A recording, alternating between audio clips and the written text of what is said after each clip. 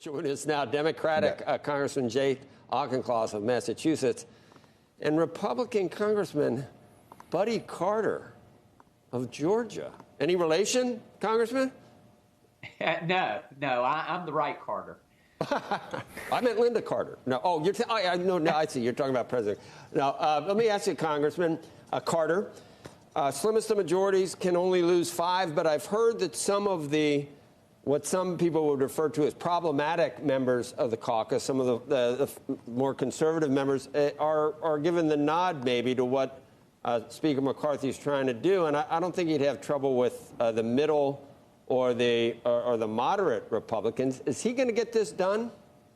Oh, yes, we're going to get it done. Let me be clear. We are not going to default. We are going to pay our bills. We've always done that. And we're going to get this passed. Listen, this was one of our campaign promises, and this is something that we campaigned on. So, yes, this is one of our top priorities, is to limit spending and to grow our economy and to save taxpayers money. That's exactly what we're going to do. And, yes, I believe that this bill, which has been put together by some of the brightest minds that we have in our conference, and I believe it's going to pass.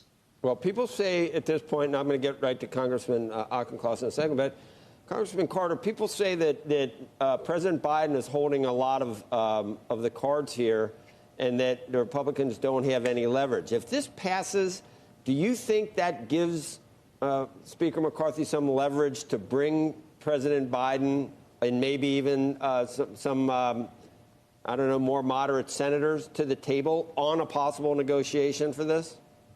Absolutely. Let's keep in mind now, there have been a number of Democrats who have expressed concern that the president is not negotiating. Debbie Dingell, Greg Landsman, and Joe Manchin, Amy Klobuchar, all of them have said that the president needs to be negotiating. I mean, Senator Biden negotiated, Vice President Biden negotiated. Why isn't President Biden negotiating? This is practical. It's something that happens all the time. We've had debt ceilings before, and we've had spending limits, and we've had negotiations that have benefited Democrats before. So this is a process that we need to go through.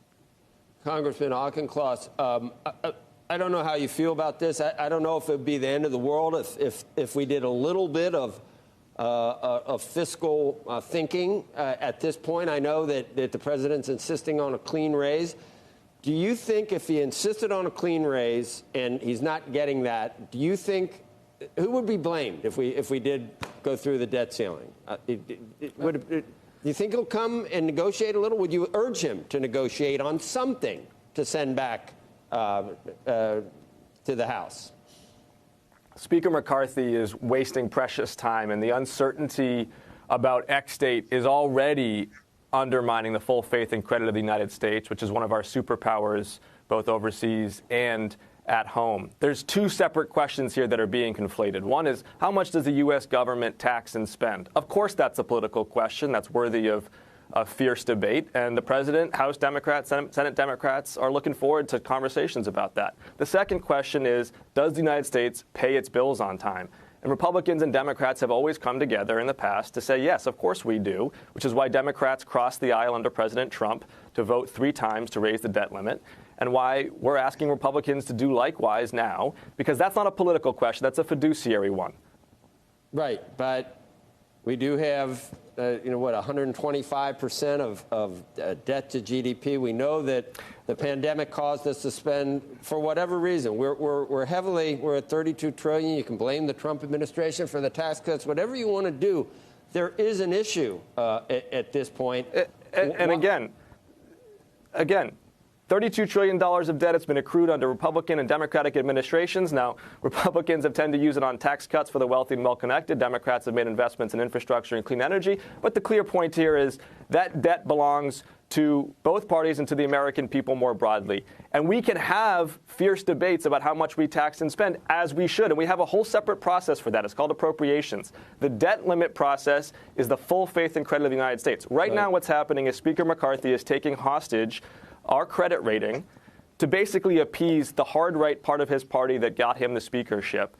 And it is undermining not just people's retirement accounts here at home, and they're going to face catastrophe if we default. It's also undermining our global stature as we look to outcompete the Chinese Communist Party.